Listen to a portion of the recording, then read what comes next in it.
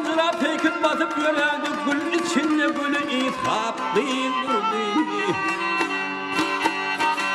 Yok o mehrim boşum yalvarandı,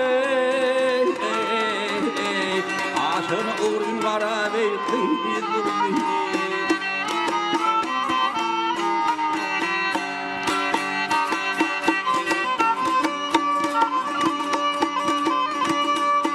Karışlar karyalı kaşlar kakışın mülayim yıldırıp uğrayın bakışın.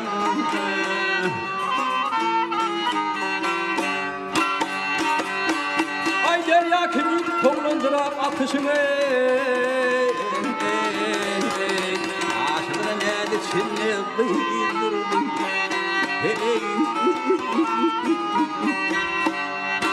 Ha.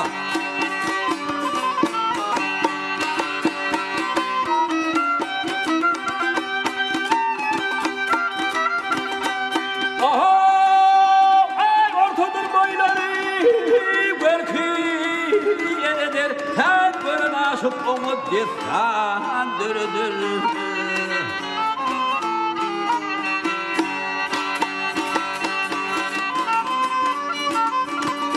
Ay her ülkede hakka canı derdir.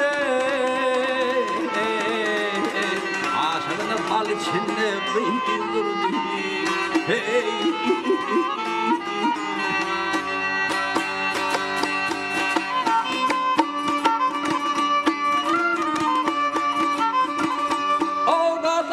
Kimde doğru sözünü sen olsa seylettirir ölümü.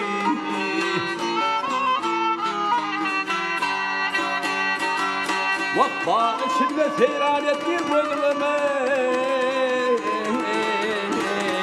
aşığını gülgülü demeyi kıydırdı. Hey. Ha. Ha.